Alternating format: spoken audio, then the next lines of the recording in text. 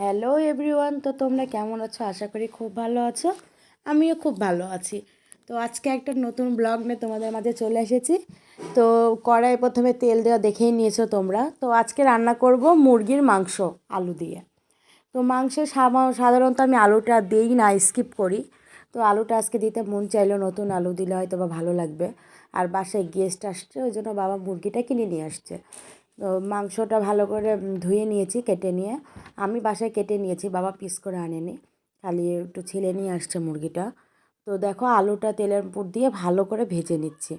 এই আলুটা লাল করে ভেজে নিতে হবে। আলুটা লাল করে ভেজে না নিলে মাংসটার ফ্লেভারটা ভালো আসে না, কেমন একটা কাঁচা কাঁচা সেন্ট আসে। এই জন্য আর কি আমি আলুটা সুন্দর করে লাল করে ভেজে নিব। তো আলুর মধ্যে আমি সামান্য হলুদ আর লবণও দিয়ে দিব। তো দেখো তেলের উপর সামান্য হলুদ দিয়ে দিচ্ছি আর একটু লবণ দিয়ে দিচ্ছি, দিয়ে সুন্দর করে আলুটা নেড়ে চেড়ে ভেজে নিব। সুন্দর আলুটা ভালো করে ভেজে নিয়ে তুলে রাখতে হবে। অনেকে আছে মাংসর সাথে কাঁচা আলুটা কষিয়ে নেয়, সেটা কিন্তু ভালো লাগে না, আবার সবার কাছে ভালো লাগতেও পারে। তো আমি সাধারণত এটাই করে থাকি যে আলুটা লাল করে আগে ভেজে নেই। আর ভেজে নিতে নিতে আমি দেখতে গেছি যে বাবা পিচ্চির সাথে কী করছে, মানে সোমের সাথে। তো আমার বাবা আসছিল, তো সোমের সাথে বললাম যে খেলো তুমি, আমি একটু রান্না করে নিই। এদিকে মিষ্টিও আছে বসে। তো তারা খেলতে খেলতে আমি আবার চলে গেলাম রান্নাঘরে, যে আলুটা মনে হয় ভাজা হয়ে গেছে, তুলে ফেলতে হবে।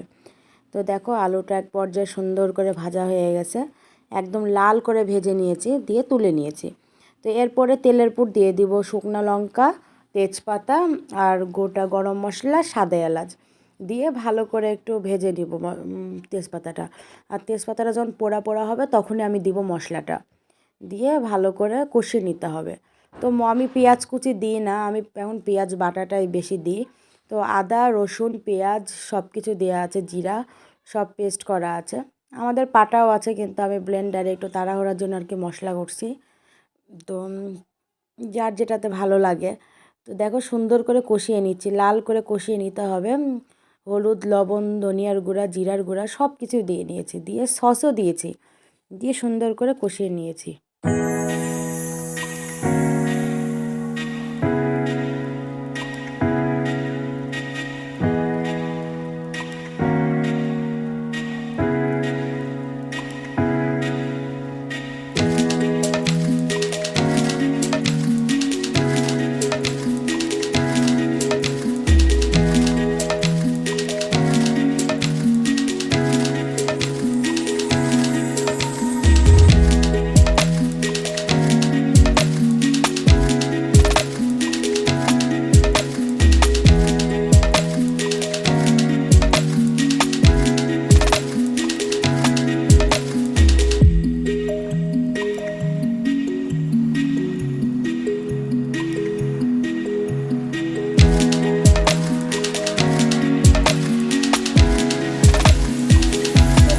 সুন্দর করে মশলাটা কষানোর পরে আমি মাংসটা দিয়ে দিচ্ছি, একটু করে মাংস দিচ্ছি, একটু করে কষিয়ে দিচ্ছি। সুন্দর করে মাংসটা দিয়ে ভাজতে হবে, মানে একদম যাতে লেগে ধরে সেরকম করে ভাজতে হবে, তাহলে বোঝা লাগবে যে ওটা না ভাজা ভাজা হয়েছে।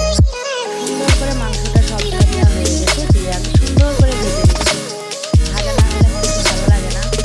আর অনেকে আছে যে কষা মাংস খেতে পছন্দ করে, যেমন আমি পছন্দ করি। বাবা বলে একটু ঝোল ঝোল রাখতে। মাংসটা সুন্দর করে কষাতে কষাতে দেখো লাল করে ফেলছি এক পর্যায়ে, তারপর কিন্তু আমি আলুটা অ্যাড করব। মাংসটা যখন ভাজা ভাজা হয়ে যাবে তখন আমি আলুটা অ্যাড করে আবার একটু কষিয়ে জল দেবো, দিয়ে নামানোর আগে